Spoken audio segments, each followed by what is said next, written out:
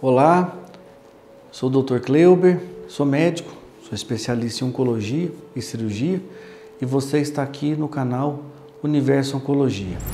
Esse canal, ele trata basicamente de câncer, os tipos de câncer, prevenção, tratamento, sobre alimentação saudável, sobre plantas medicinais e também sobre fé e milagres. Nós temos uma playlist de fé e milagres e hoje a gente vai colocar mais um capítulo dessa história de fé e milagres. Eu ainda tenho vários para gravar. Então eu já vou contar uma história e essa história, o papel principal sou eu mesmo. Em 2020, eu estava no nosso hospital, depois de um dia de trabalho, eu não me lembro bem o que aconteceu, mas foi um dia de trabalho atípico, que eu saí mais cedo. E eu saí mais cedo, fui ver minhas coisas, ver meus pacientes internados, passei visita em todo mundo, para realmente ir com aquela sensação de dever cumprido. E isso aconteceu, claro, depois que aconteceram todas aquelas outras coisas, muitas daquelas outras coisas que eu citei em outros vídeos desse capítulo de Fé e Milagres. E lá no nosso hospital tem uma frente histórica, ele já está com 159 anos, ele tem uma frente histórica que tem duas rampas, E eu desci a rampa, estava vindo para casa, ia pegar meu carro, e aí eu fui atravessar a rua. Eu olhei para o lado esquerdo para ver se vinha um carro, E não parecia que eu não via nada. A hora que eu fui atravessar a rua, meu pé bateu no chão, o calcanhar bateu no chão, que eu pisei na rua, eu senti um brilho muito grande, uma luz muito grande, veio na minha frente. Era em torno de 3 horas da tarde. E na luz muito forte veio um barulho com uma voz muito robusta. E a voz dizia: faça uma colonoscopia. E quando eu ouvi aquilo, uma voz tipo estrondo, eu olhei, não vi ninguém falando comigo, já não tinha aquela luz que me chamou a atenção, e eu fiquei com aquilo na cabeça. Mas eu senti que era realmente um sinal de Deus comigo, ou talvez o próprio falando comigo. Nesse momento eu não cheguei a achar que poderia ser meu anjo da guarda, se assim eu tivesse realmente como eu acho que eu tenho, falando comigo, mas eu tive a sensação de que foi Deus falando comigo. E eu fiquei com aquilo na minha cabeça. Eu fui para minha casa, cheguei em casa, estava só eu em casa, tomei café e aquilo não saía da minha cabeça. Aí chegou a minha esposa e eu falei para ela: Natália, preciso fazer uma colonoscopia. Ela: o quê? Eu preciso fazer uma colonoscopia. Não, mas você já fez quando você estava em Barretos? Eu falei: eu fiz, naquela época eu fiz.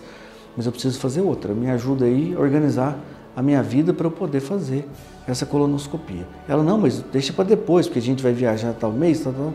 Eu falei: não, eu vou fazer logo essa colonoscopia. E eu fiquei com aquilo na minha cabeça. Eu fui organizando a minha vida, falei com o meu amigo, Dr. José Armando, ele que faz meu exame de endoscopia e colono, e eu consegui marcar esse exame de colonoscopia 2 semanas depois.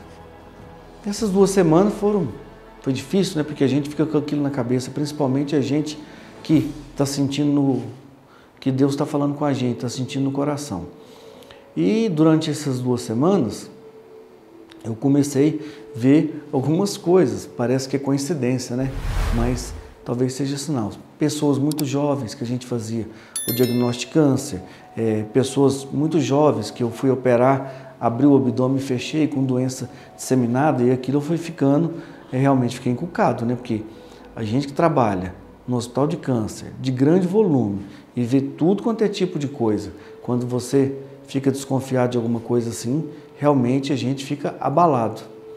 E chegou o dia, fui fazer colonoscopia, fiz o preparo é um preparo, não adianta alguém falar que é legal, porque é muito chato, fazer o preparo. Eu falei: já que eu vou fazer colonoscopia, vou fazer também endoscopia. Fiz o preparo e tudo, e fui para a sala, fui fazer o procedimento, foi tudo muito certo, e eu apaguei para fazer o procedimento. Isso era bem de tarde, talvez umas 4 da tarde, mais ou menos, 3 da tarde, por aí. E aí eu estranhei que quando eu acordei já estava à noite no hospital. Eu olhei pela janela, estava à noite. Falei, mas será que demorou tanto? Só que eu dormi tanto, né? Aí a minha esposa tinha levantado esse momento para beber, para pegar água, aí ela voltou com um copo de água, ela estava bebendo água, eu não podia beber água naquele momento, porque eu poderia vomitar. E aí eu falei, foi tudo bem? Ela, foi, mas tem umas coisinhas para ver. Aí eu falei, que coisinha para ver? Aí ela ficou calada, não, depois a gente conversa. Eu falei, não, já fala agora. E o que aconteceu? O médico foi fazer uma colonoscopia e nessa colonoscopia teve um achado. Eu estava com uma lesão grande na região do sigmoide, que é onde divide o reto, né? A gente tem o reto aqui o colo esquerdo, colo sigmoide. E eu falei, mas o que era? É tumor? Ela, não, mas ressecou. Então, por que eu demorei tanto tempo? A lesão era uma lesão que era tipo uma verruga. Vocês vão ver na imagem aqui que o câncer de cólon, ele tem uma sequência, adenoma, adenocarcinoma. Ele começa com uma verruguinha pequenininha, ela vai crescendo e até virar um câncer. Esse câncer toma conta de um quadrante, de um quarto do intestino, depois ele toma conta da metade, depois ele toma conta de 3/4, até ele tomar conta de tudo. E no meu caso, ele estava em um quadrante ainda. E foi feita então uma polipectomia. O que é essa polipectomia? A verruga fica aqui, o médico injeta um soro debaixo dela, ela levanta e ele vem com tipo um arame e raspa e tira a lesão. Tirou a lesão. E ele ficou muito apreensivo, porque esse tipo de procedimento, igual foi feito no meu, um pólipo, que a gente fala espraiado, ou seja, ele não está como se fosse um pedículo, assim, ele está todo espalhado no intestino. Pode perfurar e eu precisaria ser operado de urgência. E aquilo eu fiquei um pouco aflito, né? Dela me contar aquilo lá. E foi feito, então, a polipectomia, mucosectomia, tirou toda a lesão visível a olho nu e mais outros pólipos no meu intestino. Aí eu fui embora para casa, tudo. No outro dia, o meu médico lá, o Dr. José Armando, veio me procurar. Olha, isso aí, não gostei do tipo, a gente vai precisar ver, né, porque tá meio diferente. Aí eu já comecei a pensar, putz, será que é eu que sou paciente agora, né? Será que chegou a minha vez? E aí ele começou a ver e foi na patologia, falou com a doutora Maria Aparecida, foi com a doutora Michele, com outro médico lá, e eles começaram a ver a lâmina, rever a lâmina, e acabou que ele falou para mim que eu precisava fazer outra colonoscopia. Eu falei, por quê? Não, o seu exame está em andamento, mas nós vamos fazer outra colonoscopia. Eu falei, mas eu acabei de sair de uma agora. Eu falei, não, mas tem que fazer outra. E por quê? Aí nós vamos fazer uma tatuagem no seu intestino com nanquim. Com nanquim. Falei, com nanquim? Porque se precisar operar, está marcado. Se ficar muito para frente, eu vou perder o parâmetro. Onde é que tirou, logicamente, forma uma cicatriz. Aí eu fiquei, né, chateado com aquilo. Pois bem, marquei, fiz outra colonoscopia, foi feita a tatuagem, etc. Enquanto isso, o anatopatológico saiu. Foi visto, revisto, e veio o que eu imaginei já que vinha, né? Depois eu comecei a olhar também, a ver as possibilidades, e veio um pólipo com um foco de adenocarcinoma. Na verdade, no ano que eu fiz a colonoscopia, houve uma mudança na classificação. E esse pólipo com foco de adenocarcinoma, ele é chamado do supraepitelial. Então, ele não está no meio do epitélio, da superfície do intestino. Então, hoje ele é considerado displasia de alto grau. O que é uma displasia de alto grau ou adenocarcinoma in situ?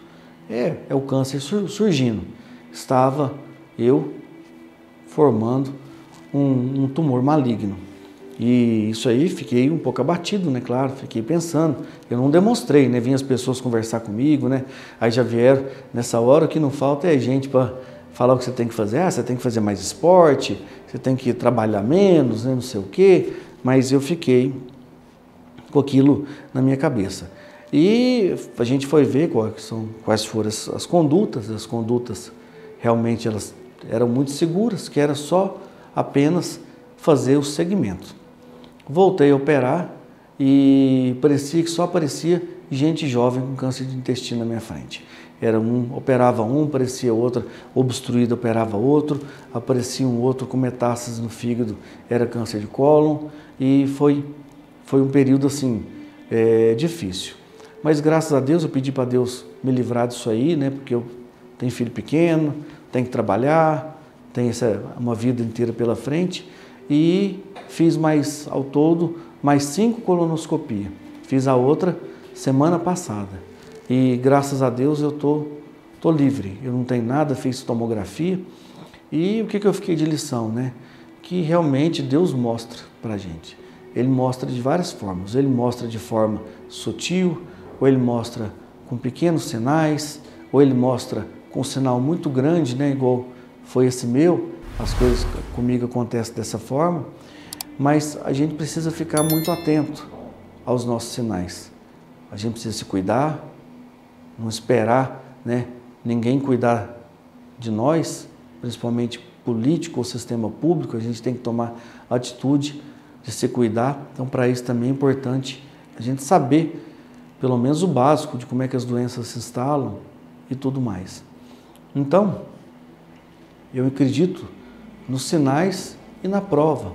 Eu até cheguei a falar sobre isso há um tempo atrás, né? A prova de que alguém entrou na sua casa. Você vai ver a pressão digital, você vai ver uma telha quebrada, a câmera pegou, mas os sinais não.